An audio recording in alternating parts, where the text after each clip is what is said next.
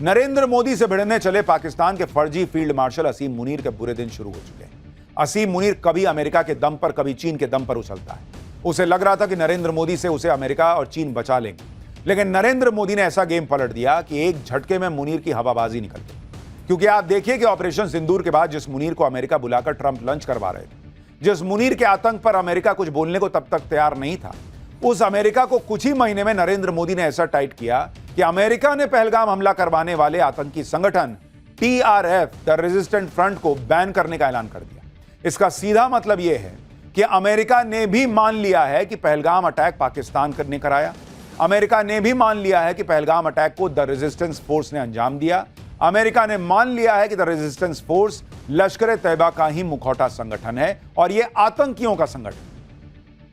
America से यह ऐलान करवा लेना भारत की बहुत बड़ी कूटनीतिक जीत है और इससे पाकिस्तान और असीम मुनीर की बैंड बजने वाली है। क्योंकि TRF का अमेरिका से बैन होने का मतलब यह है कि असीम मुनीर को अब सैफुल्लाह कसूरी जैसे आतंकवादी को पालने की कीमत चुकानी होगी। सैफुल्लाह कसूरी को असीम मुनीर हाफिज सईद का उत्तराधिकारी बनाने में जुटा था, लेकिन नरेंद्र मोदी ने एक ही दाव में असीम मुनीर, सैफुल्लाह कसूरी और हाफिज सईद सबका खेल खत्म कर दिया। नरेंद्र मोदी की इस कूटनीतिक स्ट्राइक से पाकिस्तान का क्या बुरा हाल होने वाला है, आज आपको यह बताऊंगा। साथ ही यह भी बताऊंगा कि कैसे मोदी ने अमेरिका और चीन दोनों को सेट करके मुनीर का पूरा खेल बिगाड़ दिया। नरेंद्र मोदी ने सबसे बड़ा गेम तो यह पलटा है कि जिस मुनीर को ट्रंप लंच करवा रहे थे, उसी मुनीर को ट्रंप से तमाचा लगवा दिया। पहलगाम हमला करवाने वाले जिस TRF को असीम मुनीर पाल रहा था, जिस TRF को नरेंद्र मोदी ने अमेरिका से बैन करवा दिया। अमेरिका ने कहा है कि उसने पाकिस्तान समर्थित TRF को विदेशी आतंकवादी संगठन और विशेष रूप से नामित वैश्विक आतंकवादी की लिस्ट में डाल दिया है। अमेरिकी विदेश मंत्री मार्को रूबियो ने बयान जारी करके इसकी जानकारी दी और इसकी वजह भी बताई। रूबियो ने प्रेस स्टेटमेंट में कहा कि लश्कर तैयबा के मुखौटे और प्रॉक्सी TRF ने 22 अप्रैल 2025 को भारत के पहलगाम में हुए हमले की जिम्मेदारी ली थी। रूबियो ने कहा कि अब TRF को भी लश्कर तैयबा का हिस्सा माना जाएगा। रूबियो ने कहा कि अमेरिकी राष्ट्रपति ट्रंप ने यह फैसला पहलगाम अटैक के इंसाफ के लिए किया है और TRF पर यह कार्रवाई आतंकवाद के खिलाफ लड़ाई के प्रति ट्रंप प्रशासन की प्रतिबद्धता को दर्शाती है। इसका सीधा मतलब यह है कि अमेरिका ने पाकिस्तान को इशारा दे दिया है कि भारत मारेगा तो अमेरिका पाकिस्तान को बचा नहीं पाएगा। भारत के रास्ते में अमेरिका नहीं आएगा, कोई टांग नहीं अड़ाएगा। विदेश मंत्री एस जयशंकर ने इसी वजह से कहा है कि TRF को विदेशी आतंकवादी संगठन घोषित करने के अमेरिका के फैसले पर खुशी है। यह भारत और अमेरिका के बीच मजबूत होते रिश्ते की पहचान है। यह मोदी की डिप्लोमेसी का दम है कि अमेरिका को मानना पड़ा कि TRF आतंकी संगठन है जिसने पहलगाम अटैक किया।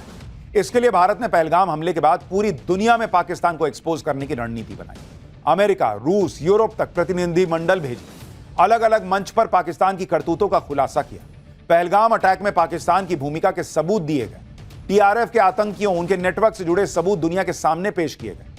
तो जो लोग पूछ रहे थे कि ऑपरेशन सिंदूर के बाद नरेंद्र मोदी ने डेलीगेशन भेजा, ये किया, वो किया, उससे क्या हुआ, ये हुआ। इसी का नतीजा है कि अब पूरी दुनिया कह रही है कि पहलगाम अटैक में पाकिस्तान का रोल था। जो लोग कहते थे कि विदेशों में मोदी ने अपनी टीमें भेजकर क्या हासिल कर लिया, जो कहते थे कि थरूर को अमेरिका भेजने से क्या मिल गया, वो आज देखें क्या मिल गया। आज PM मोदी ने खुद ये कहा कि ये नया भारत है जो अपने दुश्मनों को सजा देने के लिए जमीन आसमान एक कर देता है। सुनिए PM को। भारत तो पहले दिन से जानता था कि पहलगाम अटैक में TRF का हाथ, लेकिन अब अमेरिका से TRF को वैश्विक आतंकी संगठन घोषित करवाकर कैसे मोदी ने मुनीर को झटका दिया है, यह भी आपको समझना चाहिए। भाई, मुनीर चाहता था कि वो पहलगाम अटैक के मास्टरमाइंड सैफुल्लाह कसूरी को लश्कर तैयबा का नया चीफ बना दे और बूढ़े हो चुके हाफिज सईद को मरवाकर उससे पीछा छुड़ा ले। इससे मुनीर दो काम करना चाहता था, एक तो लश्कर को नए सिरे से दोबारा खड़ा करना और दूसरा मुंबई अटैक के मास्टरमाइंड हाफिज सईद को लेकर भारत का दबाव खत्म कर देना। लेकिन मोदी ने TRF को विदेशी आतंकवादी संगठन घोषित करवाकर सैफुल्लाह कसूरी और हाफिज सईद दोनों को एक साथ निपटा दिया, क्योंकि लश्कर का सारा गेम तो TRF के दम पर चल रहा था। लेकिन अब TRF की विदेशी फंडिंग पर रोक लग जाएगी। TRF के आतंकियों के सारे विदेशी बैंक खाते फ्रीज हो जाएंगे।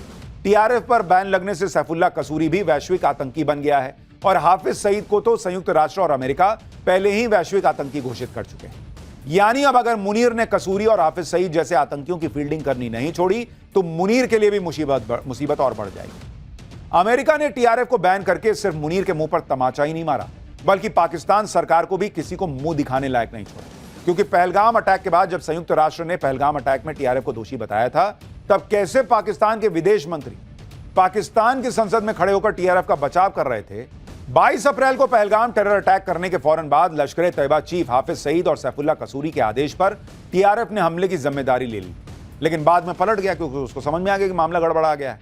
कहने लगा कि पहलगाम अटैक में तो टीआरएफ का कोई हाथ ही नहीं है, हमारी तो वेबसाइट हैक हो गई, टीआरएफ ने तो हमले वाला बयान ही नहीं दिया था। दरअसल टीआरएफ के बयान से पलटना असीम मुनीर के दिमाग की उपज थी। असीम मुनीर जानता था कि अगर पहलगाम अटैक में टीआरएफ का लिंक आ गया तो इसका सीधा मतलब होगा कि हमले को लश्कर तैयबा ने अंजाम दिया। लश्कर तैयबा की भूमिका साबित होने पर पाकिस्तानी फौज और आईएसआई की साजिश का भी खुलासा हो जाता। लेकिन पहले टीआरएफ ने पहलगाम अटैक की जिम्मेदारी लेकर मुनीर की प्लानिंग बर्बाद कर दी और रही सही कसर पहलगाम अटैक के मास्टरमाइंड लश्कर आतंकी सैफुल्लाह कसूरी ने पूरी कर दी। मुनीर के मना करने के बाद भी वो कैसे पहलगाम अटैक का मास्टरमाइंड होने पर खुशी इजहार कर रहा था। अमेरिका ने टीआरएफ को बैन किया तो इसका एक सीधा मतलब यह भी है कि अब पहलगाम हमले के मास्टरमाइंड और टीआरएफ के आतंकी आका सैफुल्लाह कसूरी का नंबर कभी भी आ सकता है। हालांकि टीआरएफ को बैन करने से पाकिस्तान सैफुल्लाह जैसे आतंकियों को पालना बंद नहीं करेगा, क्योंकि पाकिस्तान की पूंछ सीधी नहीं हो सकती। लेकिन टीआरएफ पर इंटरनेशनल बैन लगने से होगा यह कि असीम मुनीर और पाकिस्तान को इसकी बड़ी कीमत चुकानी होगी, क्योंकि अगर सैफुल्लाह को भारत ने निपटा दिया तो पाकिस्तान किसी के सामने जाकर रोना भी नहीं रो पाएगा, और अगर सैफुल्लाह को पालता रहा तो पाकिस्तान ब्लैकलिस्ट हो जाएगा। अमेरिका में टीआरएफ के ब्लैकलिस्ट होने के बाद पाकिस्तान का एफएटीएफ में ब्लैकलिस्ट होने का चांस और बढ़ गया है, क्योंकि एफएटीएफ ने पहलगाम अटैक के बाद पाकिस्तान को चेतावनी दी थी कि अगर पहलगाम अटैक में पाकिस्तानी आतंकी संगठन का हाथ निकला तो पाकिस्तान को ब्लैकलिस्ट कर दिया जाएगा। अब अगर पाकिस्तान कसूरी, हाफिज जैसे आतंकवादियों को पालता रहेगा तो वो पूरी दुनिया में बैन हो जाएगा, और अगर पाकिस्तान ब्लैकलिस्ट हो गया तो पाकिस्तान की कब्र खुद नहीं तय, क्योंकि पाकिस्तान पर पहले ही 21 लाख करोड़ रुपए से ज्यादा का कर्ज है। पाकिस्तान के 10 करोड़ से ज्यादा लोग गरीबी रेखा के नीचे जी रहे हैं, 1 करोड़ से ज्यादा लोग भूखमरी के शिकार हैं। तो वहां से भीख का पैसा नहीं आएगा तो लोग जिंदा कैसे रहेंगे? पाकिस्तान की हालत यह है कि वो दूसरे देशों से मिली भीख पर पूरी तरह से जिंदा है। वो एफएटीएफ में ब्लैकलिस्ट होना अफोर्ड ही नहीं कर सकता, क्योंकि इसका मतलब होगा कि पाकिस्तान को कोई भी विदेशी संस्था लोन नहीं देगी, पाकिस्तान से कोई बिजनेस नहीं करेगा, पाकिस्तान से मल्टीनेशनल कंपनियां अपना कारोबार समेट लेंगी। यानी एफएटीएफ से ब्लैकलिस्ट हो गया अगर पाकिस्तान, तो पाकिस्तान में आफत ही आफत आई। और पाकिस्तान के जो लक्षण हैं वो बता रहे हैं कि पाकिस्तान का एफएटीएफ में भी ब्लैकलिस्ट होना लगभग तय है। मोदी ये तय करके बैठे हैं कि वो पहलगाम के मास्टरमाइंड सैफुल्लाह को भी ठोकेंगे और उसके मददगार पाकिस्तान को भी ब्लैकलिस्ट करवा के मानेंगे। पाकिस्तान को लग रहा होगा कि चीन उसे बचाएगा, लेकिन मोदी ने तो चीन को भी ऐसा सेट किया है कि वो तो खुद भारत से दोस्ती के लिए अलबलाया हुआ है।